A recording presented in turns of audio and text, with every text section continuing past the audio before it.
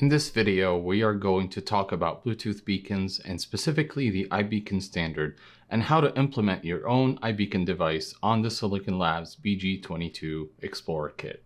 Hi, Mohammad here from Novice, and on this channel, I help developers and engineers learn about Bluetooth Low Energy and how to develop for this technology. So what are Bluetooth beacons?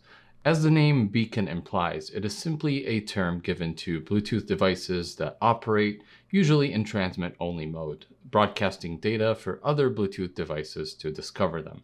Here are a few common properties of Bluetooth beacons. First, they are battery powered. So usually they run on batteries in order to last for a long time, and they're also smaller devices. They broadcast data that includes one or more unique identifiers, and in some cases, they also broadcast telemetry data, such as battery voltage reading, temperature, timestamp since power up, etc. They are commonly used in location-based services and applications, so think indoor navigation or proximity awareness. And finally, the RSSI of the beacon, or the received signal strength indicator, is usually used to approximate the location or the proximity to the beacon. Now, beacons are used in many applications, and some of those examples include wireless sensors for temperature, humidity, pressure, and motion detection, payment systems such as triggering financial transactions on mobile phones, indoor navigation systems, asset tracking, and any combination of the above. Now, a couple of very popular beacon standards, or at least Bluetooth beacon standards that you've probably heard of, are the iBeacon and Eddystone. Now, keep in mind that a beacon standard is really nothing more than a definition for the format of the data that's included in the advertising packet. So it's not really some new protocol or wireless standard or anything like that. So iBeacon is a standard that was introduced by Apple, and Eddystone was introduced by Google. So before getting into the format for iBeacon, let's recap what an advertising data packet looks like. As you can see in this diagram, the advertising data is arranged in length, type, value tuples. Each of these contains a specific type of advertising data. So in this example, you can see that we have three different advertising data types included. The first one is flags, which indicates whether the device is general discoverable, limited discoverable, or not discoverable at all, and whether BR/EDR is supported or not. So this is for dual mode devices, Bluetooth devices that support classic Bluetooth and LE as well. Second, a complete list of 16-bit UUIDs. So this is a shortcut for basically informing the scanner that what 16-bit services and UUIDs are included in the GATT database of the device. And finally, a complete local name, which is basically just a device name. So in this video, we'll be focusing on iBeacon. And here's what the iBeacon data format looks like. So an iBeacon is required to send out the following advertising data types. The first is flags, and this is set to BR/EDR being not supported and general discoverable mode. And the second is the manufacturer-specific data, which is a way to include proprietary vendor data. So if you are looking to include some kind of advertising data and you can't find one of the standard types that will fit your need, then you would use the manufacturer-specific data. And this allows you to provide your proprietary data in your proprietary format and include it in kind of a standardized way. So for iBeacon, this manufacturer-specific data contains the following. The first is the length, and this is part of the standard advertising data. The second is the type. This is also standard. And the third is the company ID. So for any manufacturer-specific data field, we have to include the company ID. And this is registered with the Bluetooth SIG. And in the case of Apple, it's 004C in hex. And then comes after that the actual data. And the iBeacon format defines it as the following. The first being the 0x02, which is the iBeacon subtype. Then we have the subtype length, and this is 0x or hex 15, and these both are fixed. And now comes the user-defined fields. So the user-defined fields will include a 16-byte UUID. So this is not 16 bits, this is 16 bytes, 128-bit. And this is defined by the user. Think of it as a unique ID for all your devices or for maybe a specific product line. After that comes a 2-byte major number. Think of this as a location, and then a 2-byte minor number. And usually you could think of using this in a sub-location context. And finally, we have a signed 1 byte value, which represents the TX power, which is the average signal power measured at 1 meter from the device. So as you can see, the standard really just defines the format of the data included in the advertising packets. So now let's go ahead and implement the iBeacon standard on the BG22 Explorer Kit, which is a $10 development kit provided by Silicon Labs.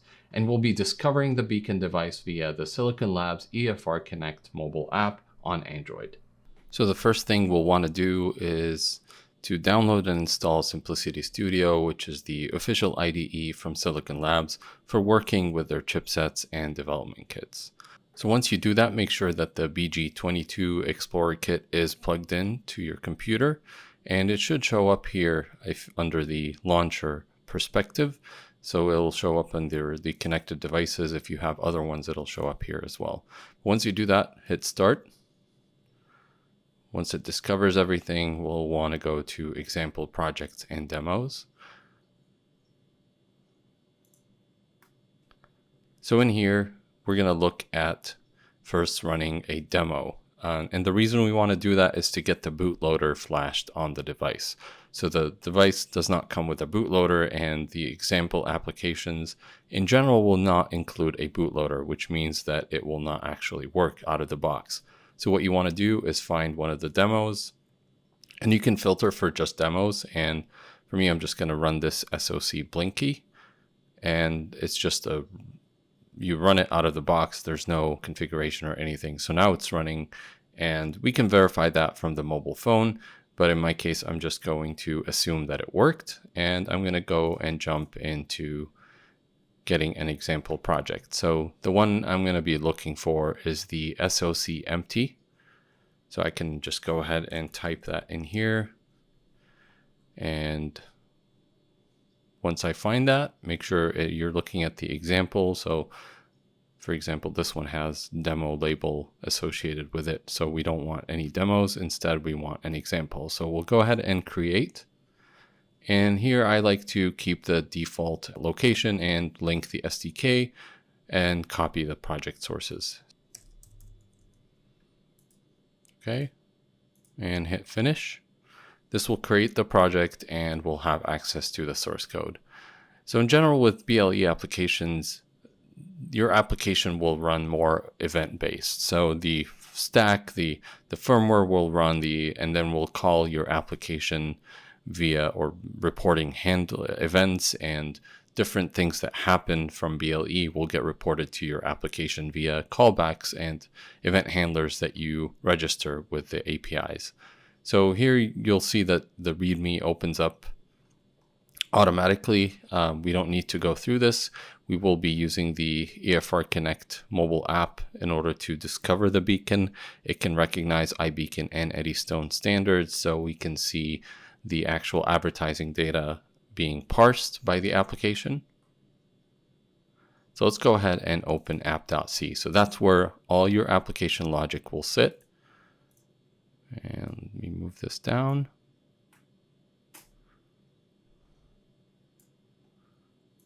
Minimize it a little bit. We'll just need that to see the status of flashing and building. But for now, what we want to do here is take a look at SL or Silicon Labs BT on event. This is the handler that handles all the events. And the first one here is the boot ID. So basically this is what will get called when it first boots up or after the Bluetooth is ready. So this indicates that the device has started and the radio is ready. If we want to do something at boot up, then we won't add it in the app _init function. And process action will do, continuous and regular calls to your application if you need something to go in there and not be event driven.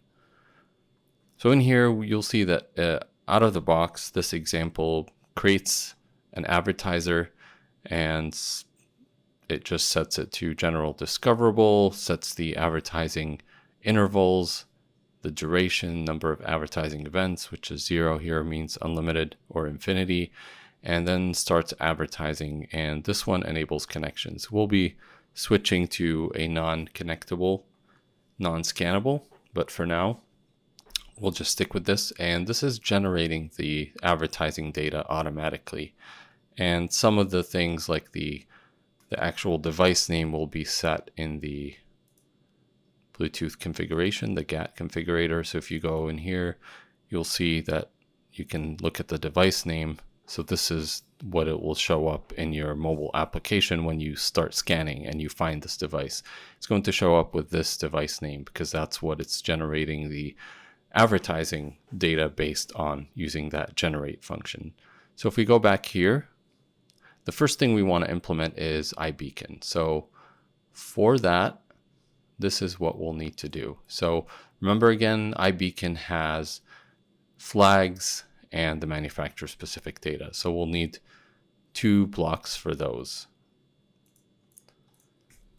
So in here, in the beginning, what we'll want to do is start defining the different types. So again, with advertising, packets or AD data is the name of the fields. We have length, or just call it advertising because AD data is different.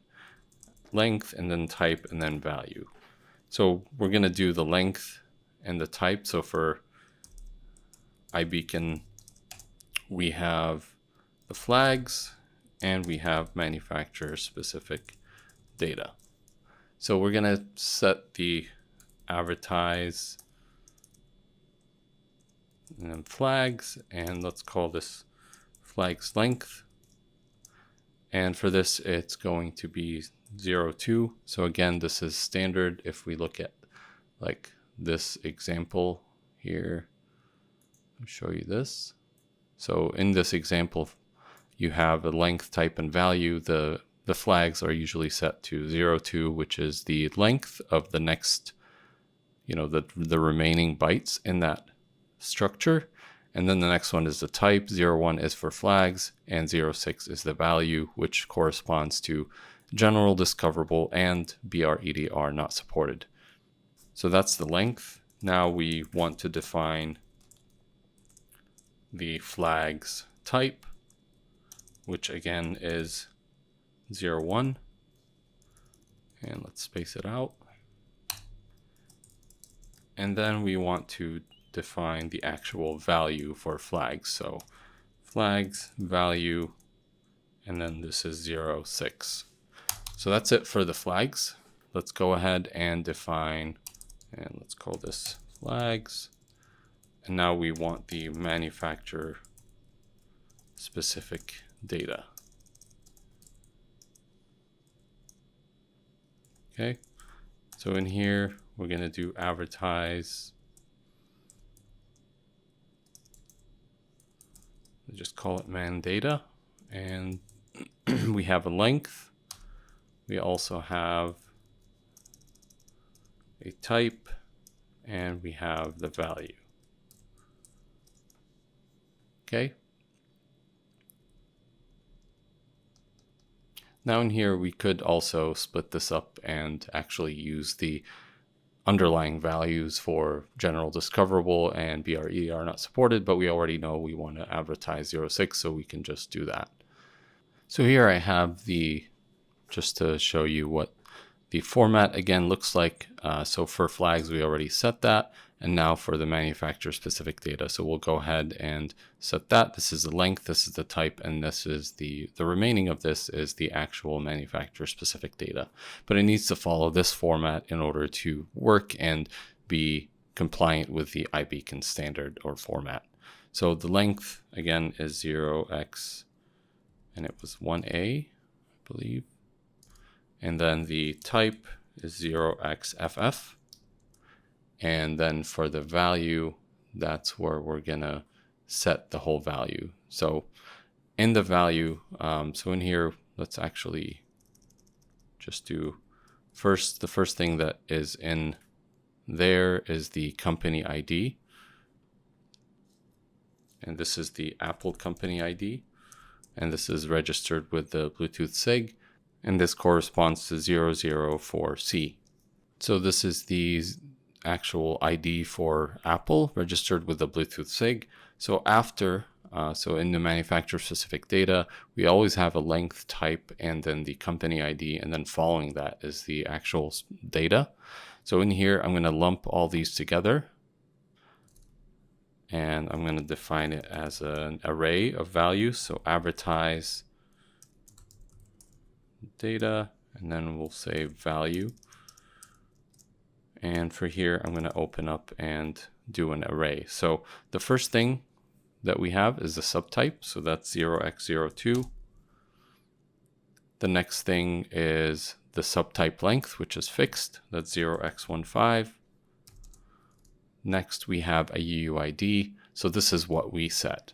So I'm just going to go ahead and set an arbitrary UUID to just go, and this is 16 bytes. So I'm going to go from 0x00 to all the way to 16 or 015, which will be F0F. So 5,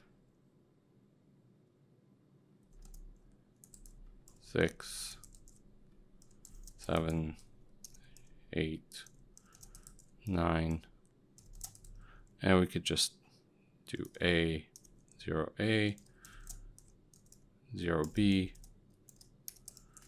0C, 0D,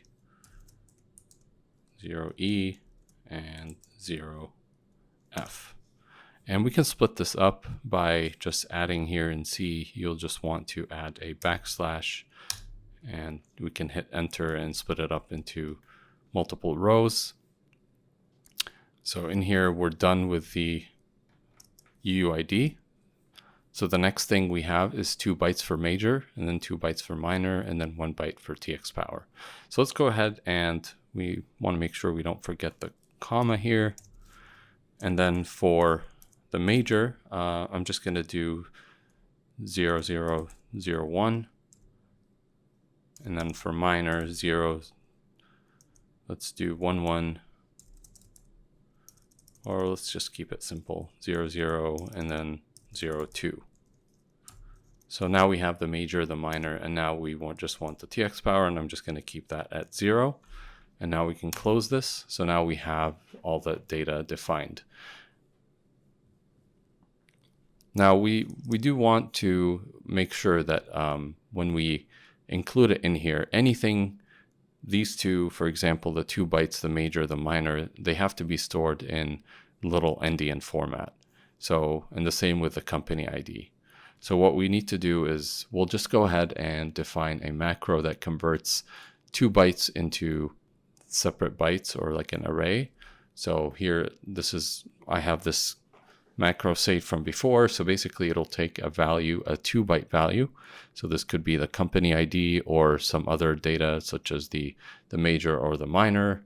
And I just reversed it here, so we don't have to worry about that, but we'll have to do it for the company ID. But basically it takes it and it separates them into 2 values into an array. So we'll be using this here shortly.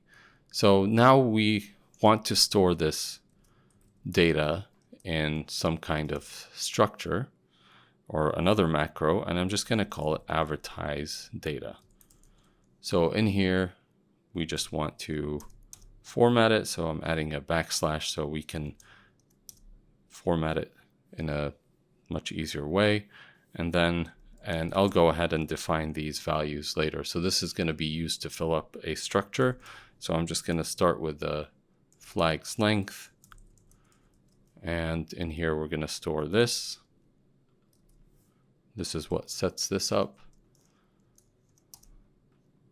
And next one is going to be dot flags type.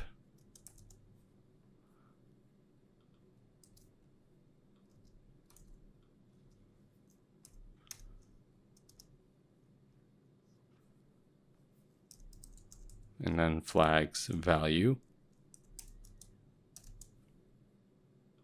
And this is going to equal to this. So this is storing all the flags. Let me go ahead and just define the actual structure that we're going to hold this in. So we're going to do a new struct.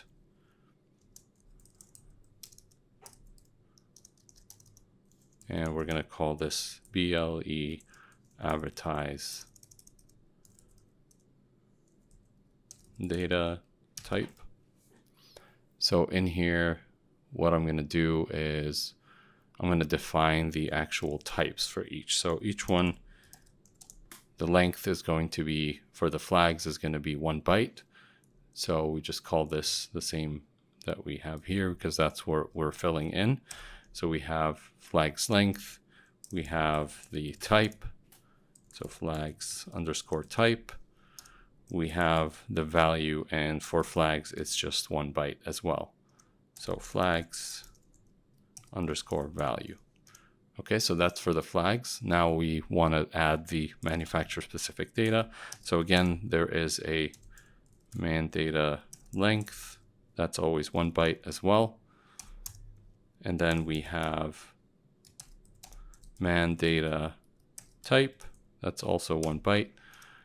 And then we have a structure. So in here we have an array. So we're going to have a company ID. So we need 2 for the company ID. So that's an array. So company ID, and that's 2 bytes. And then we have the actual data. So in order to look at that, we'll just count. So anything after the company ID is going to be stored in this array. So we have 1 byte, 2 byte, 2 and 16 have 18, that's 20, and then 21. And we might have forgotten one of the subtype.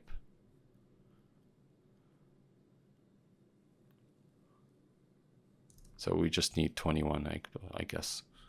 So uint 8, and then this is company, we'll just call it company data, or man data, manufacturer specific data, and just call it value. Okay, and this is going to be 21 again. Okay, so now we'll just set these defaults here.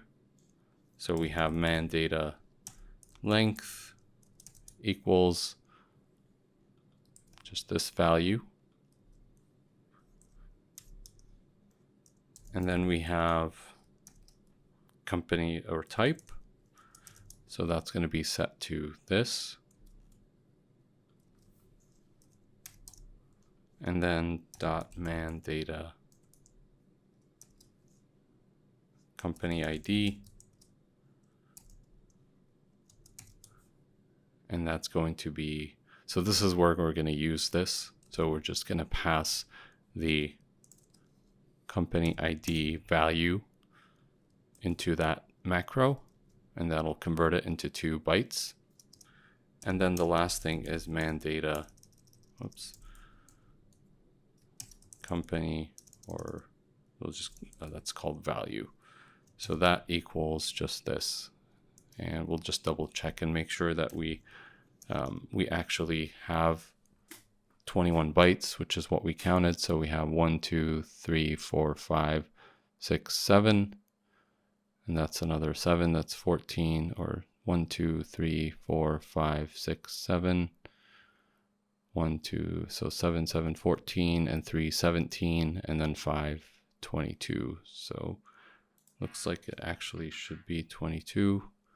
Let me make sure again. So after the company ID, we have 1 byte here, 1 byte for length. Okay, and then we're going from 0. Okay, we're going from 0 to 15, which is I'm missing. I started from 0, 1, so I need to go to here. So it is 23 bytes actually. So we have 1 byte here, 2 and 16, that's 18, 18 and 4, that's 22, and 1, that's 23. So I made a mistake here. Let's just fix that. Okay, so this is 23 bytes. So now what we want to do is basically we're going to create a variable. And this is going to be a const because we're just going to assign the value to it from the macro. So BLE advertised data, and then we'll just call it advertised data and set it to this default. So let's just rename this so it doesn't confuse us. So I'm just going to call that. So this is what we'll be referencing to include as the advertised data. And let me just make sure we didn't miss anything. Let's go ahead and now move on to where we process the event. So in here, I'm going to create the advertising set, and this is passing in a handle. So it's first initialized to FF, and that gets written to by the stack once this succeeds. But instead of generating data, we're not going to call that. Instead, we are going to set the data. So in order to do that, set advertising data. And in order to do that, there is a function, and I'm just going to copy it here and put it. So we want to assign the return value just to check it. And then we call SLBT legacy advertiser set data. We just pass it the advertising set handle. So where's the handle? It's there. And then the second, and we can go and look at it here. We pass in the type, length, and the data. Okay, so type. So the type here, let's see, what are the different types?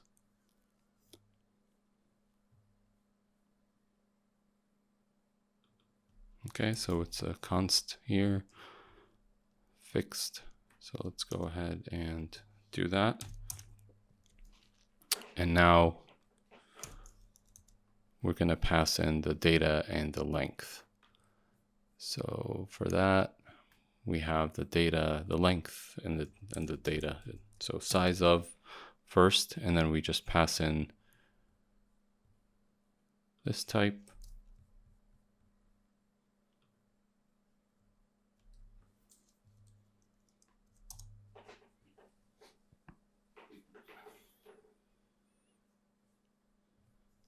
Okay, and actually for this, looks like we have to refer to this type. Okay, so it is a advertising data packet. So this specifies whether it's an advertising data packet or a response packet. We're not defining any response packets. So we're just going to use the advertising data packet type. And finally, we want to just cast this to a uint8t pointer, and we're going to pass in the address of the advertising data structure, and that's adv data. And now we'll check and see why it didn't like that. So there is something wrong with the syntax. Let me see. Okay, we're missing this in the data structure, or we called it differently. Okay, let's try and build.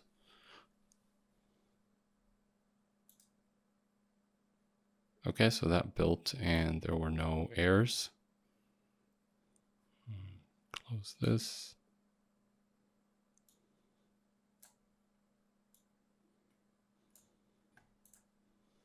Okay. All right, so we just set the advertising data, and let's go ahead and finally, we'll just change the type. So we'll keep the advertising interval at 100 milliseconds. We could increase it as well. So this value basically takes in whatever number of milliseconds or in milliseconds, the advertising interval, and just multiply it by 1.6. So in here, when we start advertising, I'm going to use the non-scannable, non-connectable, and this is this one. So the non-connectable here is also non-scannable. So I'm just going to switch to that. And let's go ahead and build and make sure everything is fine. And then we're ready to test it on the mobile app in EFR Connect.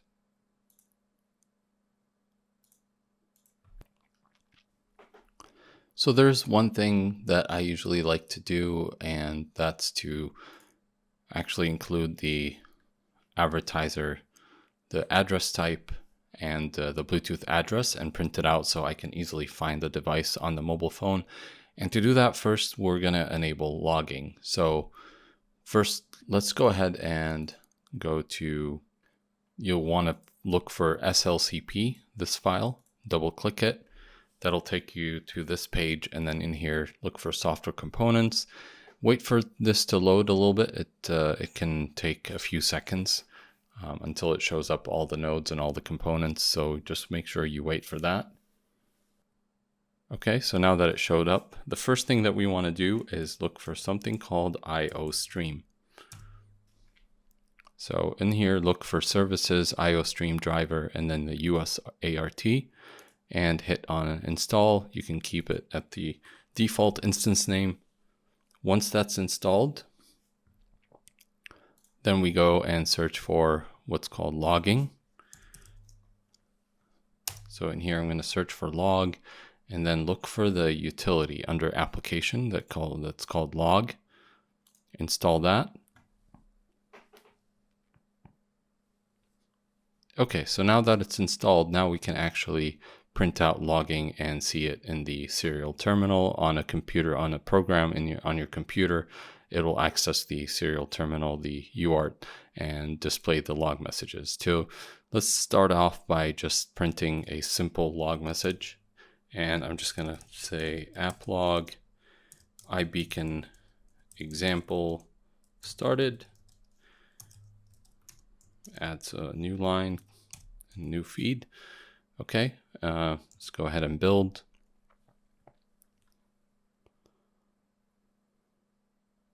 Make sure that's fine.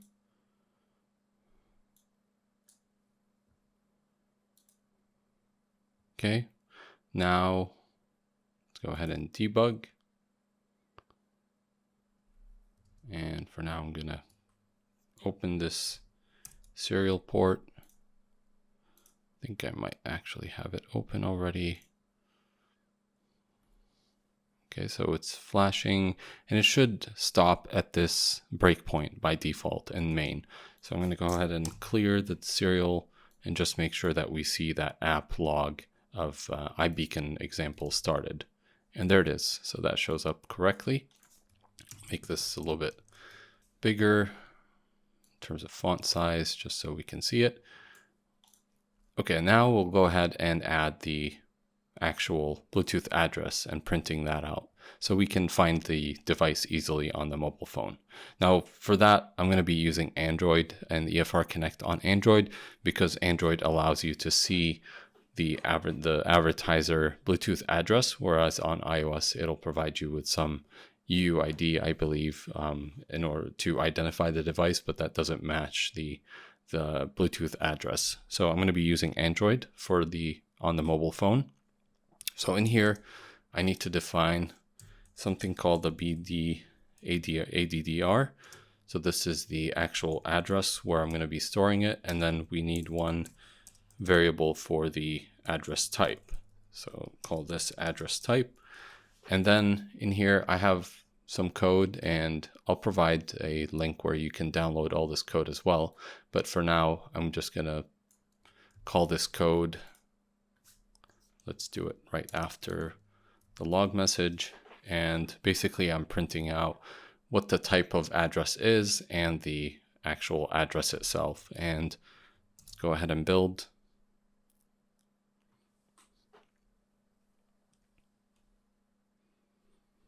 Okay, so that built correctly. I'm going to now debug again.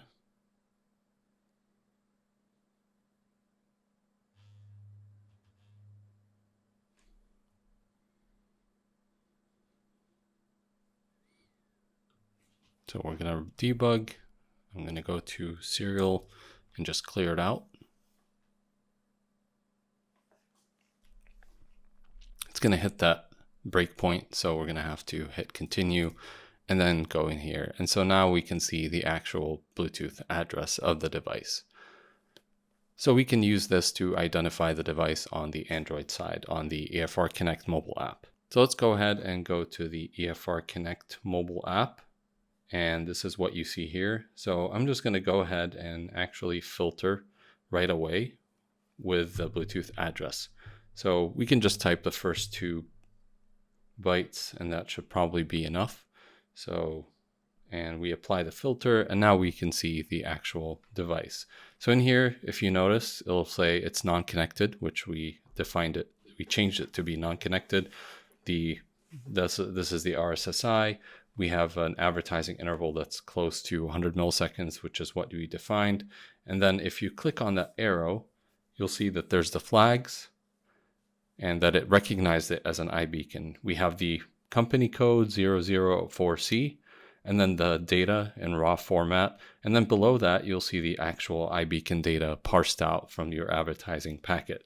So we have the minor at 2, major at 1, and then we have that UUID, which is 01 all the way to 10 hex.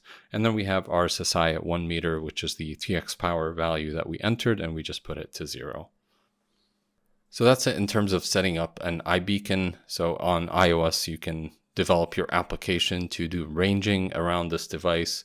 You can set up multiple devices and just change the major and minor and just register your app with one UUID, that UUID that we used and we set, and then it'll be able to, you'll be able to move your phone around and be able to scan and register with iOS through the core location framework and get notified when it's getting close to one of the beacons and reports the major and minor, and you can explore and find the devices and determine proximity to the beacons.